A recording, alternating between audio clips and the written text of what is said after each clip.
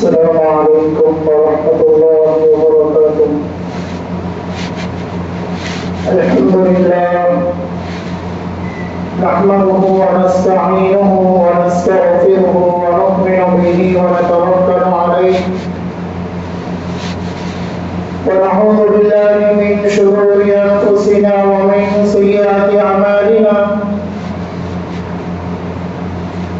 من يهد الله فلا مضل له ومن يضلله فلا هادي له ونشهد أن لا إله إلا الله وحده لا شريك له ونشهد أن سيدنا وحبيبنا وشفيعنا وسندنا ومولانا محمدا عبده ورسوله صلى الله عليه وعلى آله وأصحابه وبارك وسلم تسليما كثيرا كثيرا.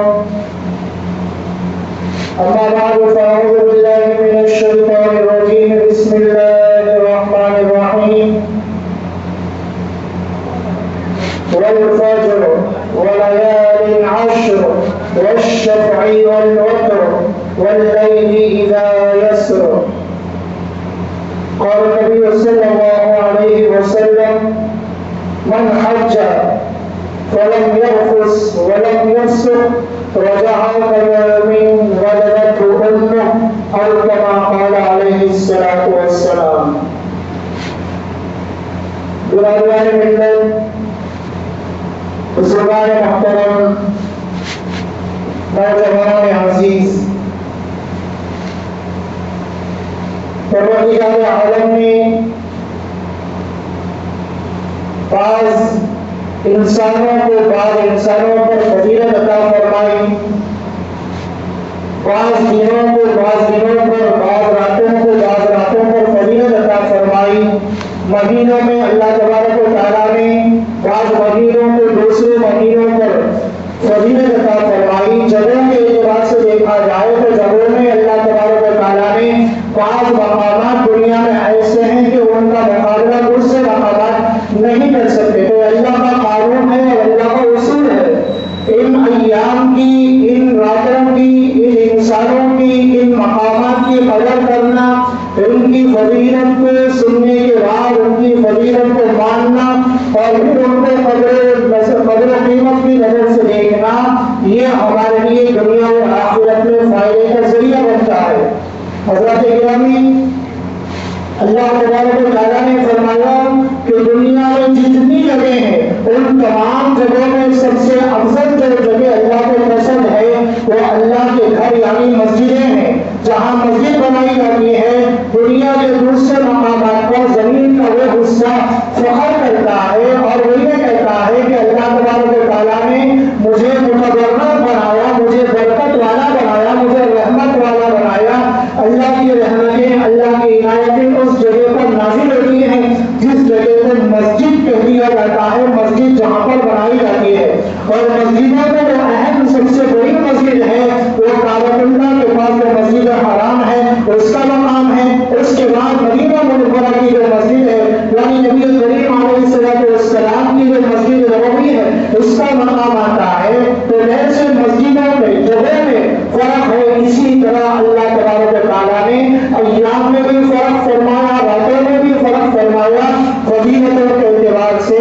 تو لہٰذا ہم جو ذی قعدہ کا مہینہ ہمارا ختم ہونے والا ہے اور انشاءاللہ 29 یا چاند اگر 29 کا ہوا تو پھر تو پہلی تاریخ ہوگی اور اگر 30 کا ہوا تو منگل کو پہلی تاریخ ہوگی. تو ہم ذی الحجہ کے مہینے کے اندر داخل ہو جائیں گے.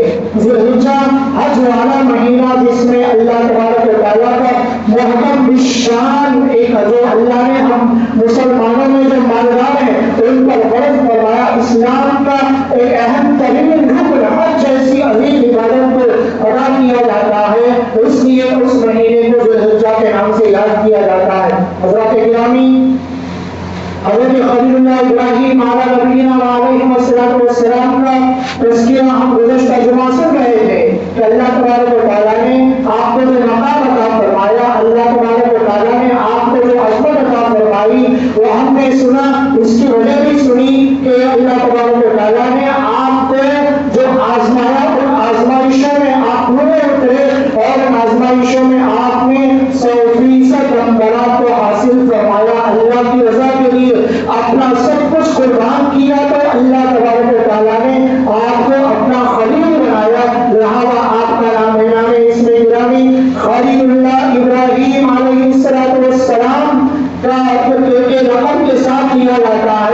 اور گویا اللہ کے خلیل اللہ کے دوست کا جو لقب خود اللہ تبارک و تعالیٰ نے عطا فرمایا. قرآن میں اللہ نے فرمایا واتخذ اللہ ابراہیم خلیلا کہ ابراہیم علیہ السلام کو اللہ تعالیٰ نے اپنا خلیل بنایا, اپنا دوست بنایا. تو یہ بنانے کی کیا وجہ ہے؟ اس کے علاوہ قرآن کریم میں جگہ جگہ آپ سنیں گے واتبعوا ملت ابراہیم حنیفا, ابراہیم علیہ السلام کی ملت کا اتباع کرو, ابراہیم علیہ السلام کے اسوے پہ فالو کرو, اور ابراہیم علیہ السلام کا جو طریقہ عبادت کا رہا ہے, توحید کے علمبردار بننے کا جو طریقہ رہا ہے, اس کو سیکھ کر اپنی زندگی میں چینجز لاؤ. اور اس کی وجہ یہ ہے کہ حضرت ابراہیم علیہ السلام نے اپنی پوری زندگی کو اور اپنے تمام خاندان کو, قبیلے کو, اور اپنی تمام وہ چیزیں جو آپ کو محبوب ہیں ان تمام چیزوں کو اللہ کے لیے قربان کر دیا, اور اللہ کی محبت کے آگے ان چیزوں کی کوئی اہمیت اور کوئی وقت آپ نے نہیں سمجھی. اسی لیے اللہ تبارک و تعالیٰ نے آپ کو اپنا خلیل بنایا. حضرات گرامی, حج ایک اہم کلیدی عبادت ہے.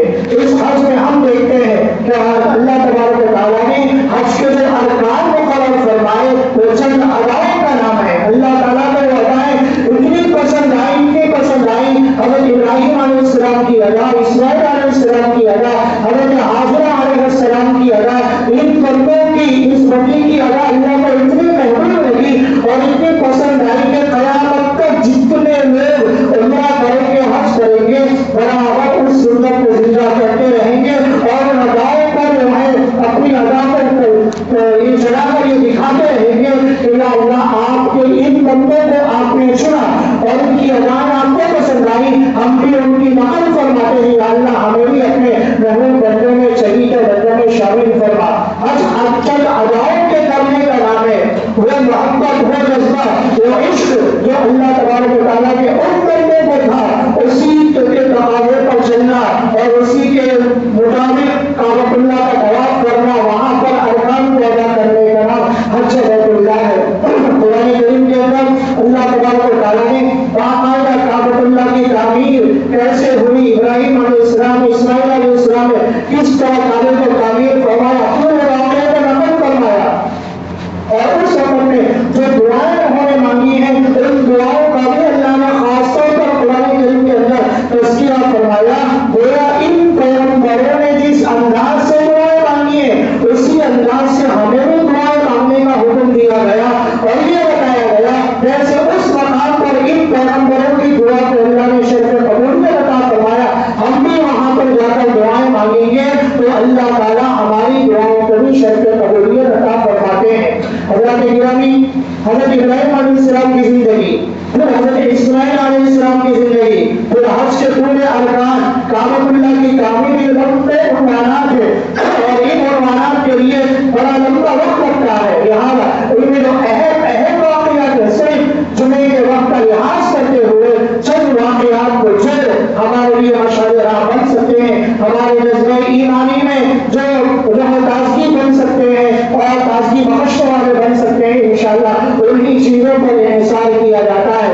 اللہ تبارک و تعالیٰ نے حضرت ابراہیم علیہ السلام کو خواب میں بتایا کہ آدم علیہ السلام کے زمانے سے جہاں پر اللہ کا گھر بنا ہوا تھا, اس کے بعد نوح علیہ السلام کے زمانے میں اس گھر کو اللہ نے اٹھا لیا اور ایک چھوٹے سے ٹیلے کی جگہ وہاں پر رکھی گئی. انبیاء صرف اسی کا طواف کرتے.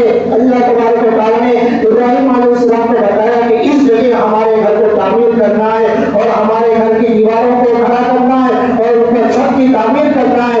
ابراہیم علیہ السلام نے اللہ کے اشارے کو پایا اور اپنے فرزند حضرت اسماعیل علیہ السلام کو ساتھ میں لیا اور لے جا کر کعبۃ اللہ کی دیواروں کو کھڑا کرنا شروع کیا. وَإِذْ يَرْفَعُ إِبْرَاهِيمُ الْقَوَاعِدَ مِنَ الْبَيْتِ وَإِسْمَاعِيلُ, قرآن کے پہلے پارے میں سورہ بقرہ کے اندر اللہ تعالیٰ نے اس واقعے کا تذکرہ فرمایا. وہ وقت یاد کرو جب بلند کر رہے تھے ابراہیم علیہ السلام القواعد, بنیادوں کو کھڑا کر رہے تھے, دیواروں کو کھڑا کر رہے تھے, من البیت, اللہ کے گھر کی, وہ اسماعیل اور اسماعیل علیہ السلام بھی آپ کے ساتھ تھے. قرآن کریم کا یہ اعلان ہے. قرآن کریم جہاں ایک واقعے کو بیان فرماتا ہے وہیں پر اس واقعے کے اندر ہمارے لیے واقعے سے ہٹ کر بھی بہت سے نصیحت کے پہلو ہوتے ہیں, ادب کے پہلو ہوتے ہیں. ابراہیم علیہ السلام کی اس واقعے کا ترجمہ ہم نے سنا کہ اس मोहब्बत को याद करो जब इब्राहिम अलैहिस्सलाम काबे की बुनियादों को खड़ा कर रहे थे और इस्माइल अलैहिस्सलाम उनके साथ थे। कुरान ये कह रहा है कि जो बड़ा है पहले उसका नाम लिया जाता है, छोटे का नाम बाद में लिया जाता है। इब्राहिम अलैहिस्सलाम वालिद है, लिहाजा उनका नाम पहले लिया गया और उसके बाद ये कहा गया इस्माइल अलैहिस्सलाम उनके साथ थे। अल्लाह ताला चाहते तो वो भी बयान फरमा सकते थे, वो वाकया याद करने के काबिल है जब इब्राहिम अलैहिस्सलाम और इस्माइल अलैहिस्सलाम ने मिलकर काबे को तामीर किया। ऐसे नहीं फरमाया बल्कि बाकायदा पहले इब्राहिम अलैहिस्सलाम का नाम लिया, फिर मिनल बैती के बाद वो इस्माइल अलैहिस्सलाम का नाम बाद में लिया। लिहाजा जलसे में भी जो नाम पढ़े जाते हैं, उलमा के जो नाम पढ़े जाते हैं, उन आलिमों में, उन मुफ्तियों में जो सबसे बड़े होते हैं पहले उनका नाम लिया जाता है, फिर उसके बाद दर्जा बदल का नाम लिया जाता है। इसी तरह हमारे खानदान में, हमारे रिश्तेदारों में जो बड़े हैं पहले उनका लिहाज किया जाए। अगर आप शादी करके भाग रहे हैं तो खानदान के जो बड़े हैं वहां से इब्तिदा की जाए और उनसे यह कहा जाए कि मैं इब्तिदा आपसे कर रहा हूँ क्योंकि आप हमारे बड़े हैं, आप हमारे बुजुर्ग हैं और आपकी दुआओं की हमें जरूरत है, लिहाजा मैं आपसे इस काम की इब्तिदा कर रहा हूँ। आप घर की तामीर करना चाहते हैं, आपके वालिदैन जिंदा है, माँ जिंदा है, बाप जिंदा है, आप पहले उनको ले जाइए और बताइए कि ये जमीन का हिस्सा मैं लेना चाहता हूँ, मैं आपको पहले आपको दिखाना चाहता हूँ ताकि आपकी दुआएं, आपका जो रजिस्ट्रेशन करे वो मेरे सब का रहे। ये आप करके देखिए, उनके दिल से दुआ निकलेगी। आपके उस्ताद हैं, आपके उस्ताद को ले जाइए और उनको बताइए कि हजरत आपसे हमने इल्म सीखा, आपसे हमने अदब सीखा, लिहाजा ये मेरा जिम्मा है, मेरा फरीजा है, मेरा घर तामीर हुआ है।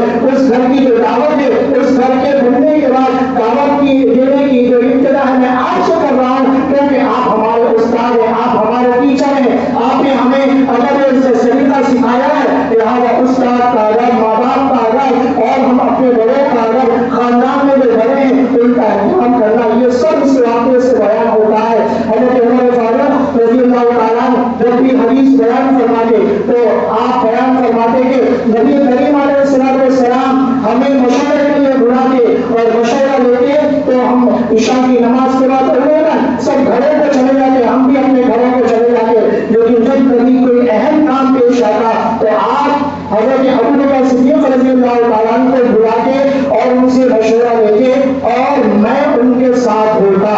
अंदाजा लगाइए, उमर फारूक रज़ियल्लाहु ताला ने अदब का लिहाज रखा तो ये फरमाया नबी करीम सल्लल्लाहु अलैहि वसल्लम हज़रत अबू बकर सिद्दीक़ रज़ियल्लाहु ताला को बुलाते, नबी करीम सल्लल्लाहु अलैहि वसल्लम के साथ अबू बकर रज़ियल्लाहु ताला होते, मैं भी उनके साथ शामिल होता। आप चाहते तो ये भी गलत नहीं होता कि नबी करीम सल्लल्लाहु अलैहि वसल्लम हज़रत अबू बकर को भी बुलाते और मुझे भी बुलाते, ये नहीं फरमाया बल्कि अदब का तकाज़ा ये था कि चूंकि सिद्दीक़ अकबर रज़ियल्लाहु ताला मकाम में बड़े हैं, लिहाजा आपका जो अंदाज है अदब का और उम्मत को ये बताया कि अपने बड़ों का इस तरह अदब किया जाता है कि नबी करीम सल्लल्लाहु अलैहि वसल्लम हज़रत अबू बकर रज़ियल्लाहु ताला को बुलाते मशवरे के लिए इस हाल में कि मैं भी उनके साथ होता। ये अदब का जो तकाज़ा है और अपने आप को छोटा बनाना जो पेश कर रहा है, ये अल्लाह तबारक व तआला ने इन बरगुज़िदा बंदों से हमें सिखाया है। हज़रत गिरामी लिहाजा इस्माइल अलैहिस्सलाम हज़रत इब्राहिम अलैहिस्सलाम की मदद फरमाते, इस तरह काबतुल्लाह की बुनियादें खड़ी हुई, काबा जब कम तैयार हो गया उस वक्त में काबे की बुनियादें खड़ी करने के बाद जब काम से फारिग हो गए उस वक्त में हज़रत इब्राहिम अलैहिस्सलाम ने हाथों को उठाया, इस्माइल अलैहिस्सलाम को भी कहा कि अपने हाथों को उठाओ और अल्लाह के दरबार में दुआ फरमाई, रब्बना तक़ब्बल मिन्ना इन्नका अंतस समीउल अलीम, ऐ हमारे परवरदिगार हमारी इस खिदमत को कबूल फरमा क्योंकि ऐ परवरदिगार बेशक आप बड़े सुनने वाले, बड़े जानने वाले हैं। या अल्लाह आप हमारी पुकार को सुनते हैं, हमारी दुआओं को सुनते हैं, हमारी जरूरतों को आप सुनते हैं। या अल्लाह हमारी जरूरतों को पूरा करना, यह आपका बरकत वाला घर है और यहाँ पर जो दुआएं मांगी जाती है ये हमारा यकीन है, हमारा ईमान है कि यहाँ पर जो भी दुआ मांगी जाती है वो जरूर जरूर कबूल होती है।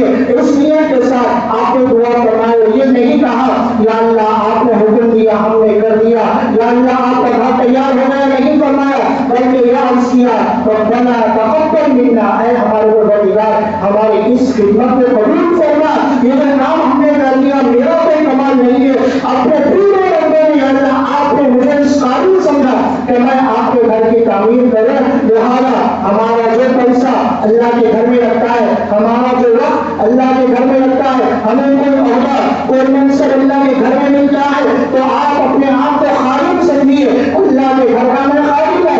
اللہ کے گھر کے لیے اللہ نے میرے مال کو قبول فرمایا, میرے وقت کو قبول فرمایا, میری جوانی کو اللہ نے قبول فرمایا, میرے وجود کو اللہ تعالیٰ نے اپنے گھر کی خدمت کے لیے قبول فرمایا. اس پر اللہ کا شکر ادا کرنا ہے. یہ نہیں کہ ہم مسجد کے ڈبے میں پیسے ڈال کر یا مسجد کی سجاوٹ پر یا مسجد کے ہونے پر ہم فخر کریں گے میں بڑا ہوں. نہیں ہے, کوئی بڑا نہیں. اللہ اکبر, اللہ سب سے بڑا ہے. اپنے بندوں میں سے اللہ نے ہمیں چنا, ہمیں اس قابل سمجھا کہ ہم اللہ کے گھر کے خادم بنے, ہم اللہ کے گھر کی خدمت کریں. ہمارا مال اللہ کے گھر میں لگ جائے, ہمارا وقت اللہ کے گھر میں لگ جائے. مسجد کی صفائی کرنے کا اللہ نے ہمیں موقع دیا, مسجد کی خدمت کا اللہ نے ہمیں موقع دیا, مسجد میں کولر لگانے, اے سی لگانے, مسجد کے اندر پنکھے لگانے, مسجد میں روشنی کا انتظام کرنے کے لیے اللہ نے ہمیں موقع دیا. اس پر اللہ کا شکر ادا کرنا چاہیے.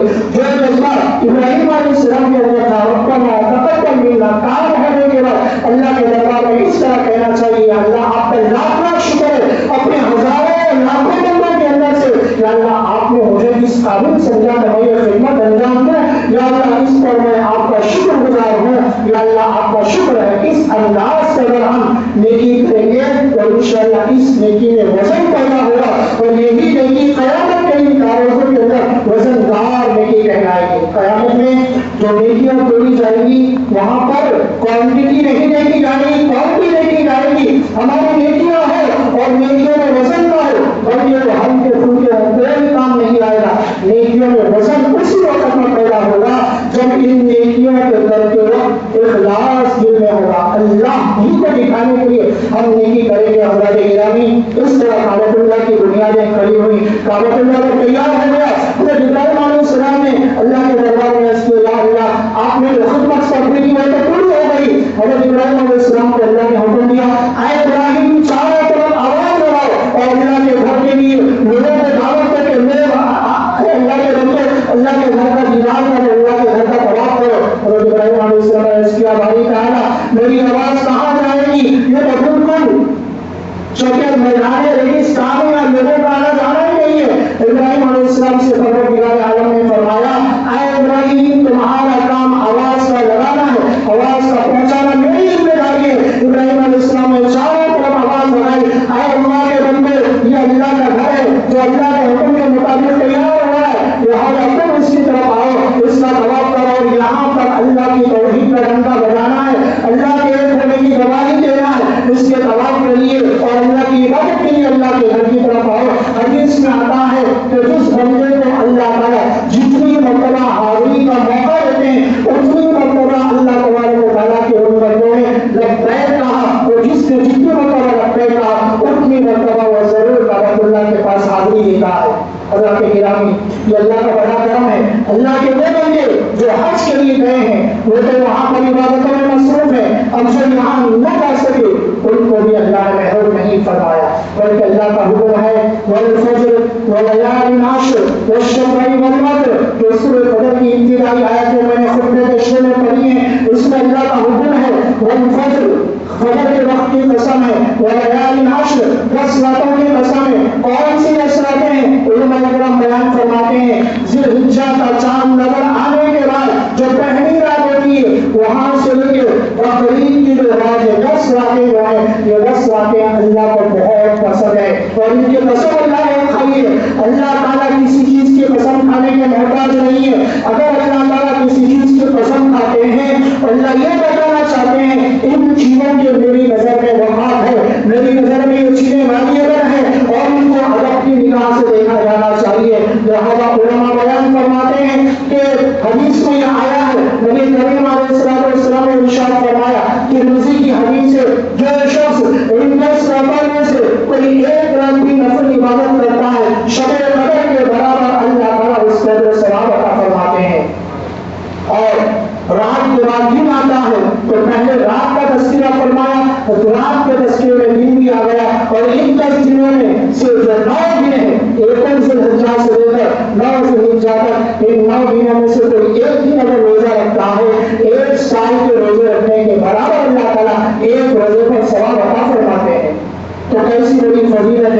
اور کیسی اہمیت کے دن ہے کہ اللہ تعالیٰ گھر یہ فرماتے ہیں کہ میرے وہ بندے جو کعبہ کا طواف کر رہے ہیں، میرے گھر کا طواف کر رہے ہیں، مسجد حرام میں نمازیں ادا کر رہے ہیں، وہ تو ثواب مل رہے ہیں، اے میرے وہ بندے جو نہیں رہ سکے تم بھی محروم نہیں ہو، تمہیں بھی چاہیے کہ یہاں پر ان 10 دنوں میں، ان 10 راتوں میں میری عبادت کرو اور دعا سے زیادہ ذکر و اذکار میں، تلاوت میں، استغفار میں، دعا میں کثرت کرو۔ ان 10 دنوں میں اللہ کو عبادتیں بہت زیادہ پسند ہے، لہٰذا ہم تمام مسلمانوں کو چاہیے کہ چاند نظر آتے ہی ان 10 دنوں میں مستقل اپنے آپ کو فارغ کریں اور کاروبار تجارت کرتے ہوئے بھی اللہ کا ذکر کرتے رہیں، نمازوں کی پابندی ہم کرتے ہیں اور زیادہ پابندی کریں اور تلاوت کا اہتمام کریں، درود شریف کی کثرت کریں، استغفار کی کثرت کریں اور پوری رات جاگنا نصیب نہ ہو تو کم سے کم عشاء اور فجر جماعت سے پڑھنی چاہیے اور تہجد کی نماز کا کم سے کم اہتمام کیجیے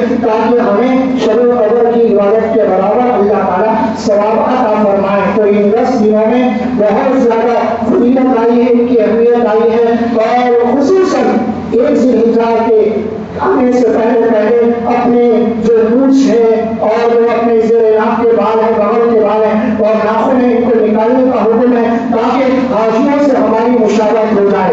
اور ایسا کوئی لازم اور واجب نہیں ہے، لیکن چونکہ حاجیوں کو نکالنا نہیں ہے ان چیزوں کو، تو ان کی مشابہت کرنے کے لیے اللہ نے ہمیں فرمایا وہ لوگ وہاں پر ہمیں خوش کر رہے ہیں، تم یہاں رہ کر ہی ان کی مشابہت کر کے ہمیں خوش کر سکتے ہو، عبادتیں کر کے اور یہ اعمال کر کے۔ تو حاجیوں کی مشابہت کے لیے اللہ تعالیٰ نے یہ احکام نازل فرمائے۔ اس لیے 29 سے پہلے اگر یہ ناخن وغیرہ بال ہمارے ہیں تو 29 آنے سے پہلے 29 تاریخ کا انتظار نہ کریں، 29 کے لیے جو ہے ان تمام چیزوں سے فارغ ہو جائیں تاکہ حاجیوں سے مشابہت ہماری ہو جائے اور ان 10 دنوں میں 10 راتوں میں بہت زیادہ کثرت کے ساتھ عبادتوں کا اہتمام کریں، دعاؤں کا اہتمام کریں۔ بڑے فضیلت والے دن ہیں، ان 10 دنوں کے اندر 9 دن ہیں، ایک ذی الحجہ سے یوم عرفہ تک، ان 9 دنوں میں سے کوئی ایک دن یا اگر اللہ نے آپ کو صحت دی ہے وہ 9 دن بھی آپ روزہ رکھ سکتے ہیں۔ بقرعید کے دن اور اس کے بعد کے دنوں میں جو 2 دن ہیں ان میں روزہ نہیں رکھ، تو قربانی کے ایام ان میں روزہ رکھنا حرام ہے۔ اس کے علاوہ 1 تاریخ سے 9 تاریخ تک روزانہ یا پھر آپ جو ہے ایک دن چھوڑ کر ایک دن یا پھر یوم عرفہ کا روزہ ہے، یہ ان روزوں کا اہتمام کرتے ہوئے بہت زیادہ ثواب حاصل کر سکیں۔ باقی قربانی کی جو اہمیت ہے اور تکبیرات تشریق یوم عرفہ کے جو فضائل ہیں یہ انشاءاللہ آئندہ جمعہ آپ کے سامنے عرض کیے جائیں گے۔ گزارش ہے آخر میں کہ مکین اعضاء کا بالکل تعاون کیجیے، اللہ کا دیا ہوا اللہ کے گھر میں لگائیں۔ اللہ سے دعا ہے اللہ تبارک و تعالیٰ ہم تمام کو ان تمام باتوں پر عمل پیرا ہونے کی توفیق عطا فرمائے اور آنے والے ذی الحجہ کے جو 10 دن 10 راتیں ہیں اللہ تعالیٰ ان میں زیادہ سے زیادہ عبادتیں کرنے اور گناہوں سے اپنے آپ کو بچانے کی توفیق عطا فرمائے۔ آمین۔ وآخر دعوانا الحمد للہ رب العالمین۔